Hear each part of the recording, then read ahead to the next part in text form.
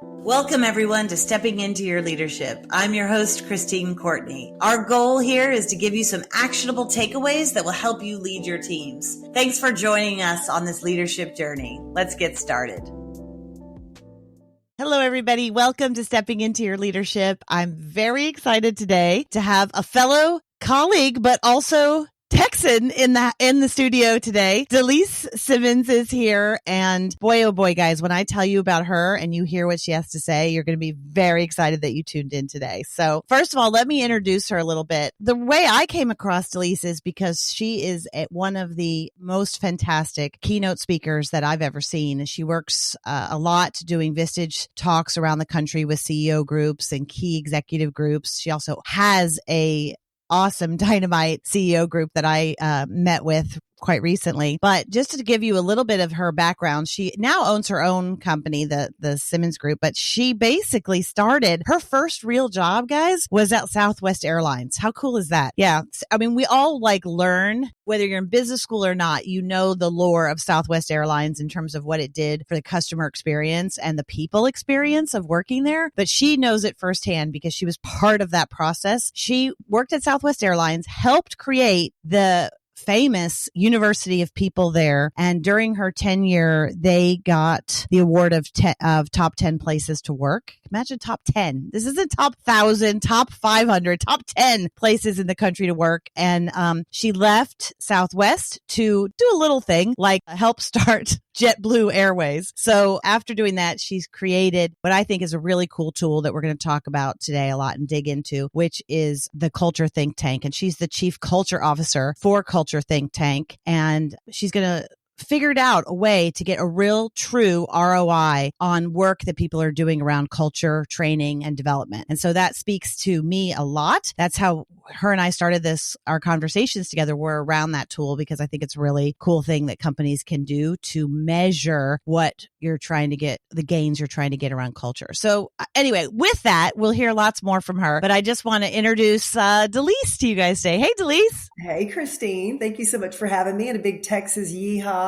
Glad to have a fellow Texan that I can talk with. We're going to have lots of y'alls today in this podcast.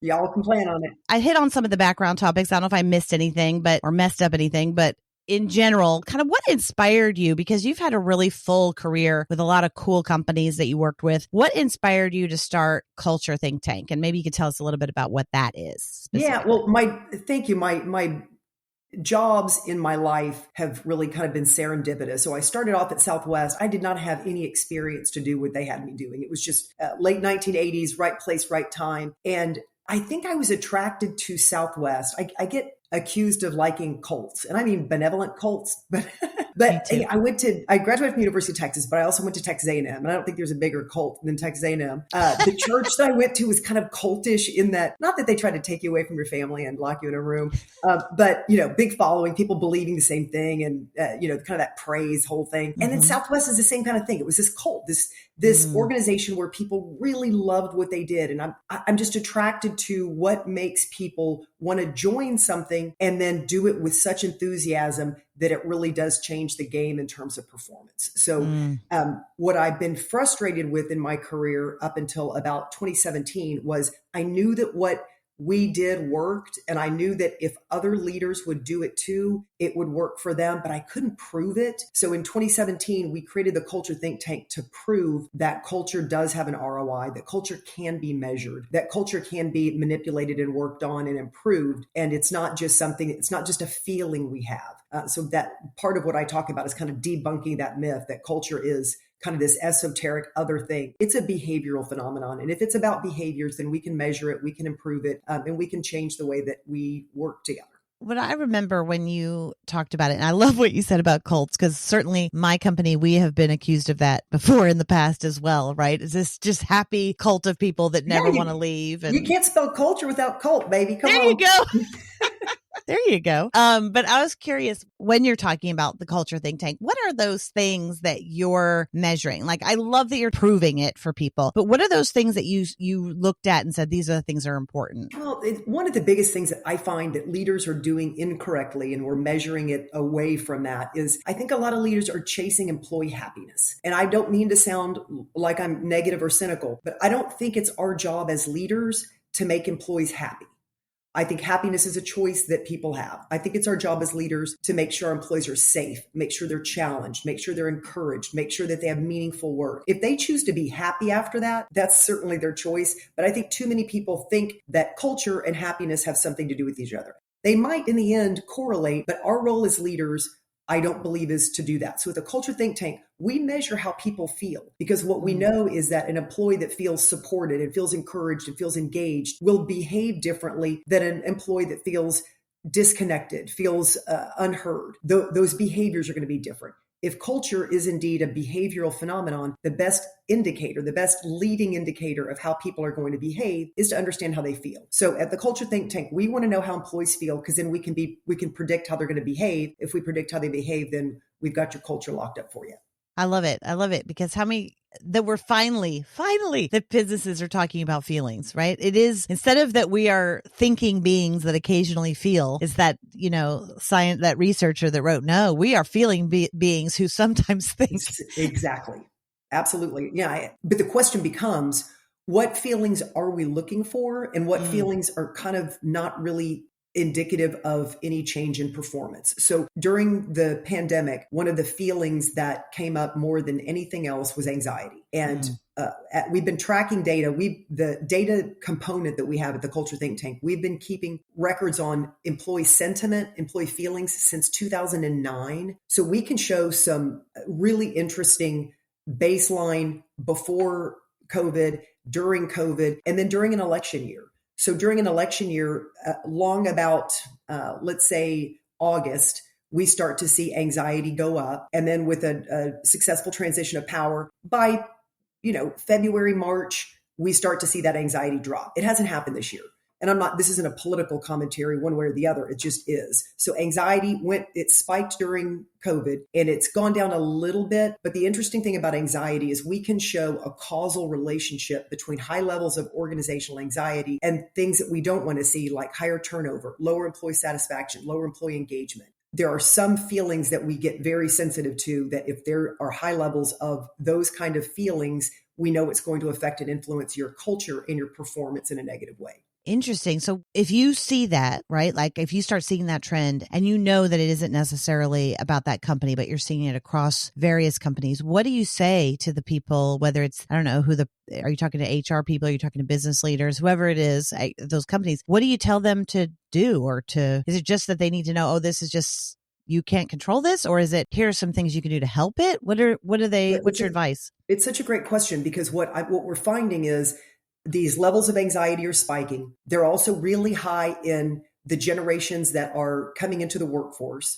And, sometimes people talk about millennials as if they're these children running around. Millennials are 40. So, yeah. So the Generation Z and Generation Alpha are coming in with higher levels of anxiety than we've ever seen, or they're willing to talk about it. They're willing to own it, where, my generation, we just kind of rubbed dirt on it. We didn't talk about it. So when we've got these higher levels of anxiety and we're leaning into it, our leaders don't know what to do. If I come to you as my leader and I say, hey, I'm really suffering from some anxiety today, our leaders don't know what to do with that. They're like, sorry, go home. I don't know what to tell you. So helping leaders to understand that if people feel heard, if they feel understood and they feel accepted, then those are the things that we can do as leaders to help mitigate anxiety. Now, we're not supposed to be therapists. That's not where our role is. But as leaders, our people are coming to us with their issues, and they're coming with their intact feelings, and that's going to influence and affect performance. So I want my leaders to know, what do I do if someone comes to me and talks about having anxiety? Do we have an EAP, some sort of an employee assistance program that people can go to? Because at the end of it, in my estimate, I believe that culture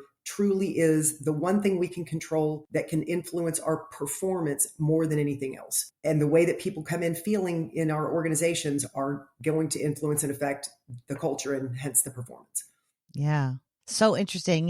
Yesterday I was in Dallas at a conference for one of the big five consulting firms, and we were doing a workshop on networking. And in the past, to your point, with older generations, when we'd ask like what gets in the way of networking, the answers from the audience, and there's like 200 people in the room, right? The answers were very much like, it feels uncomfortable, or I don't know what to say, or, I don't know a lot of people here, or I don't drink, whatever their answers were. Now the first answers were, it releases my anxiety. Anxiety came in from the first 5 comments that we got. And this is out loud. They're saying this, in a very conservative company. And I thought, wow, what a difference. I would never have gotten that years ago. And these are young people. Yeah. And there isn't the stigma in today, thank God, that mental health has been destigmatized somewhat, not completely, but there is less of a stigma and even around how people, whether or not they seek treatment. So there's treatment options online. I had a friend the other day, a woman I work with, and she said she uses ChatGPT as her therapist. I'm not sure that I think that's the best idea. I don't know. It's a good price. It's very well priced, but there's an overall understanding of that. Not only does my physical health need to be checked on a regular basis, but my mental health probably needs to be checked on as well, because it does influence the way that I interact with other people and with my work. Wow. And if you're listening out there, if you're a manager, don't send your person to ChatGPT for the therapy. Yes, that was not. Although who knows? Maybe it's good. It's better than nothing, I guess. So what else would you say kind of when you define culture? Because we always hear that word and some people say to me, what does that mean exactly? How would you define culture for people? What do you guys say? Yeah, I think it's important to have a common definition. And the definition that we use is that culture is a collection of the behaviors of the people within a team, group, or organization. So if we think of culture as a collection of behaviors, it gives us several things to think about. One is, if that's true, then culture is the responsibility of every person. It's not leadership's responsibility. Now, leadership sets the tone, but if everyone contributes their behaviors, then everyone contributes to the culture. And then if it is the collection of behaviors in a team, group, or organization, it also suggests that anytime a group of people get together, a culture emerges, whether it's your kids' soccer team, your social group, your team that you work for, the entire organization. Every organization, every group of people has a culture, whether by design or by default. What we want to work on is intentionally crafting that culture. Now, I'm going to kind of contradict myself. I don't think that we can create a culture. Cultures exist. What we can create is an environment. And we create an environment where the behaviors that we want to see can thrive and grow. And we can create an environment where behaviors that we don't want to see get choked out and squelched. That's our role as leaders when we're leading this thing called culture. I want to think of it as kind of like you're a gardener, right? And the behaviors that you want to encourage are like flowers that you're watering and feeding. Those are the behaviors that you want to encourage. And then you want to choke out the weeds, right? So those behaviors that we don't like to see, we want to do our best to say, that's not happening here. That's not the way we act. That's not the way we behave. And that really illuminates a path, a behavioral path for employees. So they know this works here, that doesn't. And then I think the biggest aha that leaders get when I talk to them is, you're not for everyone. Your organization, you're not going to be for everyone. I mean, I talk about Southwest Airlines all the time, and I say, I'll ask, how many of you have flown on a Southwest Airlines plane? And nearly everyone raises their hand. And then I say, now raise your hand if you don't like flying Southwest. And I guarantee you half the room shoots their hand up. But Southwest isn't for everybody. Neither is your company. So figure out what you're about, who you're for, and I mean employee and customer, and be that. Like, be all in on that. And that's what makes me frustrated about Southwest now, is they're making headlines every day. We can blame the private equity that owns them, Elliott, I don't know, but they're changing. And they're losing that thing. They're becoming like everybody else. Financially, they've got a big issue right now, and that's how they're trying to solve it. But they're solving it by being what every other airline is. And it's kind of, for me, it's like watching a really old good friend make really bad mistakes. And you're like, no, don't do that. Not that with mistake. a man. Yes, that's the wrong guy. No. Yeah, don't just become what he that. wants. I love it. All right. So that's a great explanation for culture. And I think if people can think about it as those set of behaviors that everybody on every level is doing and holding themselves accountable, I think that also takes a little bit of the pressure off of leadership all the time. It's just that you have to start by holding people accountable. And then what I find is that people will hold each other accountable if you've got a really strong culture, one way or another, negatively or positively, Totally agree with that. I like that you said, that everyone has to buy into these behaviors. Everyone has to align with them. And it does become self-monitoring in that we will monitor ourselves and each other if we have this understood, shared, agreed upon set of behaviors.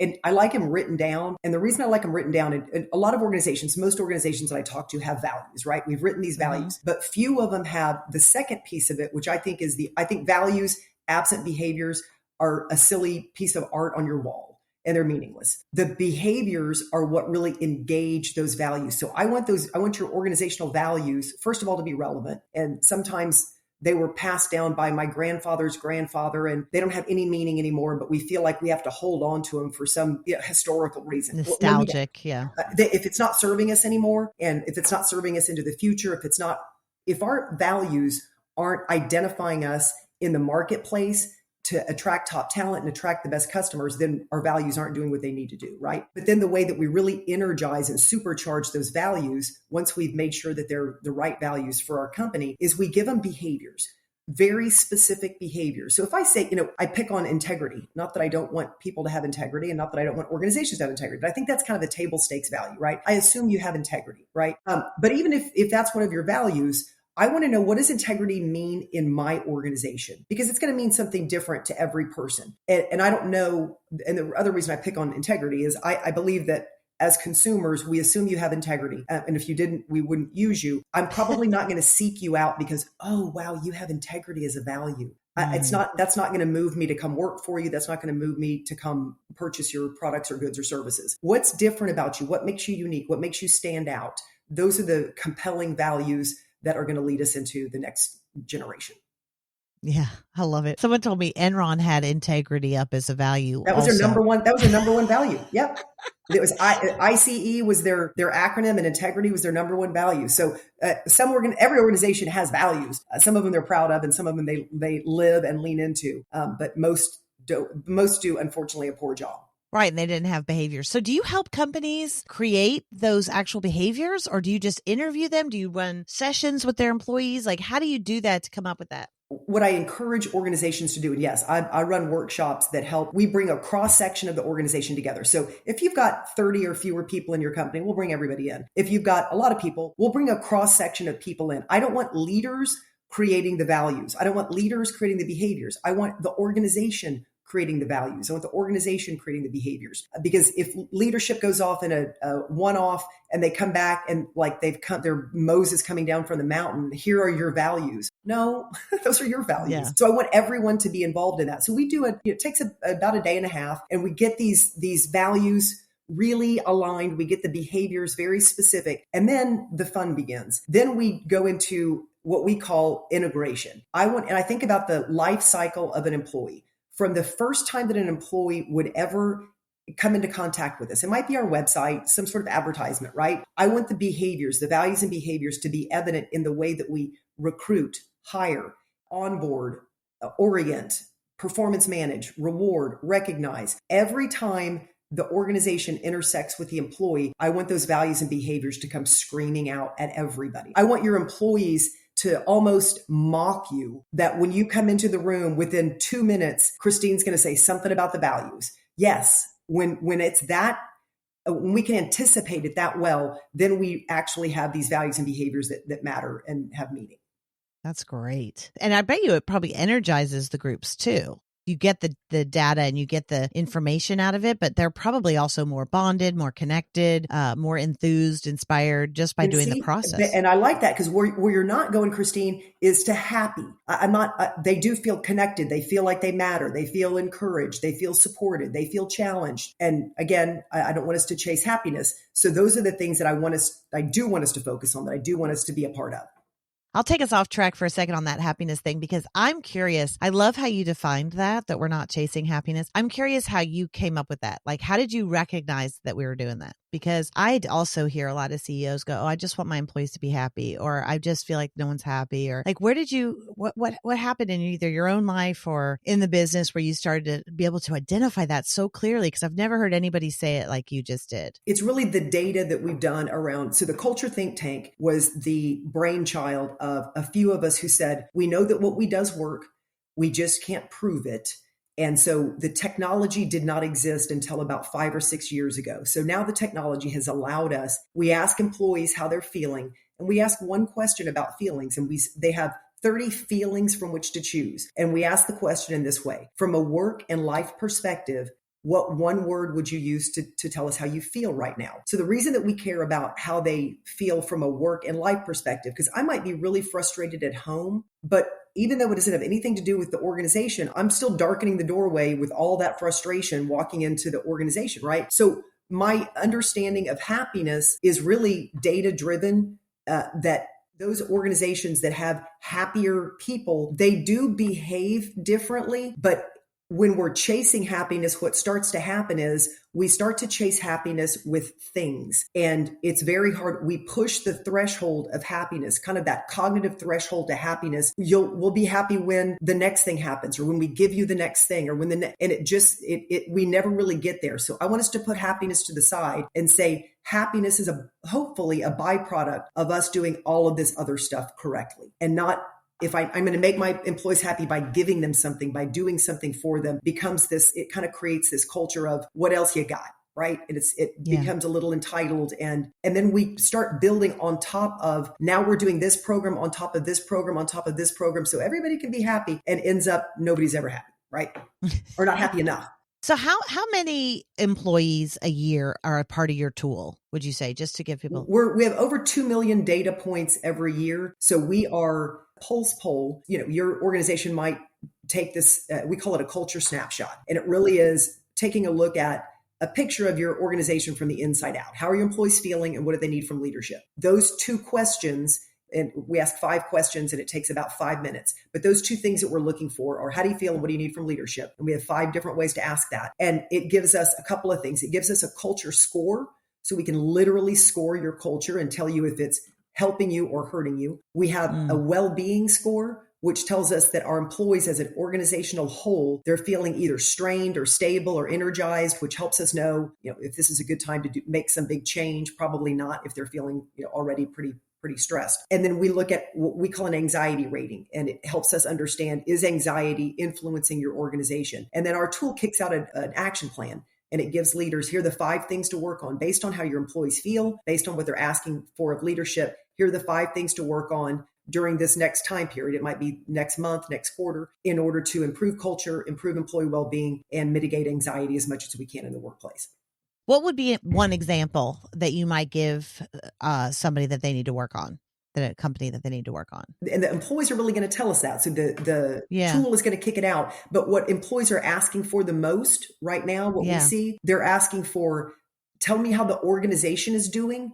And I think that's kind of an anxiety related feeling. Like, I want to know, are we okay? And when I tell leaders that, what I almost always get in return is, we always tell them how we're doing. Like, not enough, until their ears are bleeding. Yes, we know this. Yes, we've heard you. They probably are still going to be hungry for more. So they want more information on how the organization's doing. They want more information on how I'm doing. Give me more one-to-one time. Give me direction. Give me feedback. And then finally, the top third behavior that we see is stop assigning everything as a top priority. They, everything has to be done all right now. Give me, help me understand. And I think that we can do a better job of that as leaders, not making everything a top priority, by us as leaders slowing down and saying, okay, this month, this quarter, what are the 3 things that we have got to get done? And then cascade that down to our mid-level leaders and our frontline, so that everyone knows this is what we're doing. This is why we're doing it. This is why it matters. It alleviates a lot of the drama and the trauma that I see plaguing a lot of organizations. That's great. I mean, really, if you think about it, that's 3 great tips those of you listening can probably assume that you can get better at. I mean, when you just said those three things in my head, I was like, oh yeah, I need to get better at that. Oh yeah, I could be clearer on that. Oh yeah, I could do that. So how is the organization doing? And I assume right now, especially with the tariffs or whatever's going on politically, everybody's worried. Like, is there something they're not telling me? Am I going to be out of a job? What's happening? Communicating prioritization. I mean, that is so key. A lot of people don't understand how to prioritize. I always tell this story, Tatiana, one of the producers here. Always give her, I'm like, okay, I need you to do this. Okay, we need to do this. Okay, we need to do this. And she did a great job of managing up to me one time. And she turned to me and she said, oh, okay, sure. What would you not like me to do in order to do this? I love that. I love that pushback so much. And I wish that people would use it more, because it's not being disrespectful, but it's saying, I've got to, my plate runneth over and I want to do the things that you need me to do. Help me prioritize what you would have me do first, second, third, and what on this list does not need to get done because I don't wear a cape and fly in every morning. I drive a car or walk or whatever I might do. And it was a really good moment for me because I went, what? Well, of course I went. And then I was like, well, what are you talking about? Let me see what you have on this list. And then I was like, oh, yeah, this doesn't need to happen right now. This can happen in a couple of weeks or whatever. I was just excited about it. But it was a really good moment because she never said no to me. She said yes. And tell me what I can move to the side. And that was a very good learning moment for me and probably for her too. And then I love the other one that you said of how the organization is doing, your top priorities. And then one-to-one. So I want one-to-one. How am I doing? Yeah. How am I doing? So if we think about it, just kind of at ease for your audience, I want to know the direction of the organization. I want to know my direction within that. And then that prioritization is kind of how am I going to get there? So those are kind of those big three buckets. If we can do that well, I believe that people are attracted to those organizations that feel like they are hearing the currency that I like to say that we need to trade in is leadership asks, leadership listens, and leadership acts. And if I tie my action back to the fact that I ask, so I ask, I listen, I act. I ask, I listen, I act. If employees believe that's the currency in which we trade, it improves trust, it improves engagement, it improves our performance. That if they believe that that's the way that we act here, then we've won half the battle. Amazing. So they get this tool. They go through this process of defining behaviors. Then they're giving pulse checks to employees pretty regularly. And then they're getting reports of very clearly things they can do. Correct. So the tool, super easy. It's also very affordable and inexpensive, which that's what I love. But with technology being what it is, it's no longer you've got to pay thousands of dollars to get this. You just don't. So if you guys are out there paying thousands of dollars to have your finger on the pulse of employees, you don't need to. And but it's quick, it's easy, and it's super digestible. And people look forward to giving feedback if feedback is indeed used. So if you're doing any kind of assessment, I have a very sophisticated 5-point process that I like people to use. So tune into this. If you're using any instrument, any assessment, first of all, we assess, step one.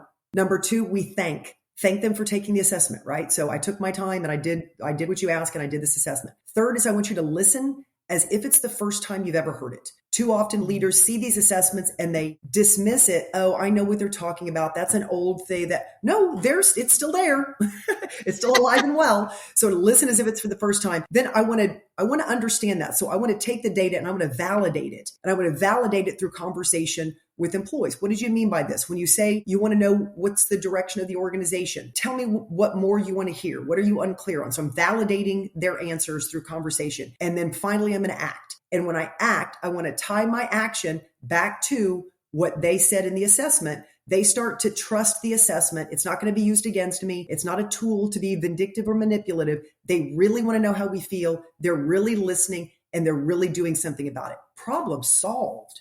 Yeah. And also it probably like an arrow back to the beginning because it feeds them being more and more transparent on how they do those surveys too, right? So, on those pulse. Absolutely. Checks. So assess, thank, listen, validate, act. That's the magic in my estimate. I'm taking lots of notes. I've got a lot of work to do. Come on. All right. What other trends? Are you seeing any other trends right now compared to the past, maybe? Like overall? The trend that I don't like to talk about, but it's too evident not to. So we looked at behaviors all across the board, and we're looking at them kind of longitudinally. And the behaviors that have come out of COVID have not been great. So I'll give you an example. And this is in every industry, but I cut my teeth in commercial aviation. So I look at commercial aviation pretty hard. The number of in-flight incidences, meaning a passenger and a flight attendant, a passenger and a gate agent, maybe before they board the aircraft, have gone up over 50% since COVID. The problem is during COVID, you can kind of make a case for everybody who was nervous and scared and whatever else. It hasn't gone down. We have changed. We are different. I believe what I don't like to see, we're kind of positioned a little gunning for, kind of itching for a fight. Come on. One of the things at Southwest, one of the things that I was partially responsible for, or at least I had a hand in it, was if you've flown on a Southwest Airlines flight, let's say before COVID. So let me suspend reality for a minute. Go back to a pre-COVID time when you got on a Southwest Airlines flight. And a lot of times the flight attendant would sing the safety announcements or do something fun or funny, get your attention. That's one of the ways that the value of fun was demonstrated at Southwest, was the way that the flight attendants interact with the flying public. They don't do that a lot anymore. And in fact, one of the things that they say in the pre-flight announcements now that they never said before COVID, and I don't like it at all, and this isn't just Southwest. This is, I fly all the time. Listen for it and see if you don't hear it. What they say is, we are here for your safety, which I appreciate. If there are any behaviors that are bothersome to you or you don't like, please let us know. And I feel like it's kind of like setting us up, like we're gunning, like, is anybody doing anything? What am I looking for? Kind of assuming poor behavior before poor behavior ever even stepped onto the aircraft.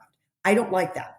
Interesting. You just reminded me because I was on an international flight recently, and on an airline I don't usually fly. So it's the first time I've ever heard it. So I don't know if you've heard this before, but they said in their little opening speech, the flight attendant said, "Oh, we ask that you do not take photographs or video of any of our personnel without their expressed permission beforehand." And I was like, what are they going to do? That requires us to have our phones ready. This might be getting a whole lot more fun than I thought it was going to be.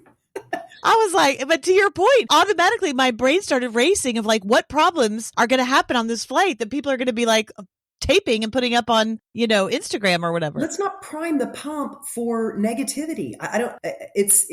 So those are some things that I see that, and it's, if you look, you can look up the statistics. It's not just in aviation, but we as a society are different than we were. And I'm not blaming COVID. It's just the timing. There's, I think, a lot that's gone into it.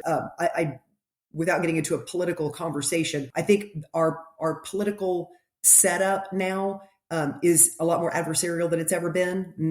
I'm not blaming one side or the other. I think both are complicit in having us be adversarial with one another. And our opportunity to sit down and talk and have discourse is really just not available anymore. And I think that's not good for us as a society. I think it's not good for us as a whole. And we both sides always want to talk, harken back to our forefathers and our forefathers. Well, when our forefathers, 2 men ran for president. One of them won, and the other guy was called vice president. So they, Aaron Burr kind of put a little shot through that, but that was the original intent, was not for us to be at odds with each other, but for us to come together. And I think that fabric has changed. And as organizations are part of the social fabric, it's changed the way that we're dealing with our employees as well. Yeah. All right. And then just to end for today, because I could talk to you forever, and there's so many more questions. I'll have you on again just to go into it and to hear if there's any other new trends coming up down the line. But I would love to hear, we have a lot of people who are up and coming managers and supervisors and stuff that listen. And are there any other tips for that group in particular on how they can affect culture or how they can boost some of the positive aspects that you're talking about? Just little tips or little things that they can do. Absolutely. I talk to people who are in very large organizations. They're not sitting at the top of that organization, but they can have an influence on their department. If you've got I say you can even have a culture of one, right? So if there's just 1 or 2 people in my organization, in my department, on my team, what are the behaviors that I lean into as a culture of one? What do I stand for? What am I about? What are the behaviors that I want to hold myself to account to every day, all the time? And that becomes, as it turns out, that it's not only COVID that was contagious. Those positive behaviors can become very contagious in an organization. And other managers look to you and say, wow, you really, your team of 3, y'all seem to have the best productivity and y'all enjoy the work that you're doing and everybody's there on time and everybody seems to care. And those are the things that I want to see. And that is you can be an oasis of a great culture in the middle of a bad one. If you're in a bad culture, I also encourage people to find a different job. It doesn't have to be that way. If you're working for somebody that's just a terrible culture, get out. There's so many organizations that are doing it well and doing it right. The number one reason why people leave a job is a difficult relationship with their immediate supervisor or manager, right? Most of us know that. The statistic that I like on the flip side of that is the number one reason why people stay. And our research shows us that the number one reason why people stay in a job is interesting work. So as a leader, one of the things I can do, I can make your work more interesting. I can help. What do you like to do? What are you good at? How can we give you those tasks that align to what you're interested in? I can't change your job description necessarily, but we all know there's some things that I'm doing that if I didn't have to do that stupid part of my job, I'd like it so much better. Maybe I can do that. Maybe I can help move things around a little bit, keep your work interesting and keep people growing so they'll stay with you. I love it. Great advice, everybody. Thank you so much, Delise. Look up Delise Simmons. Look up Culture Think Tank. It might just be the perfect tool for you or your organization. I think they have a lot of powerful data that they're creating and really helping to institute real sustainable change. So thanks, Delise. Absolutely. Thank you, Christine. Thanks for having me. And check us out at theculturethinktank.com. And it's, again, we've priced it in a way that there is no financial barrier to entry. So come on and join us. Awesome. Thank you. Thank you. Thanks, everybody, for listening. I'd like to give a special shout out to our podcast producer, Richard Francisco. Check out our notes for any details. And if you get anything out of this, please follow us. And if you enjoy it, please take a moment to rate us or write a comment. It will mean the world to us. We'd love to hear from you. And if you just can't get enough, follow me on TikTok and check out tlpnyc.com/podcast for more information.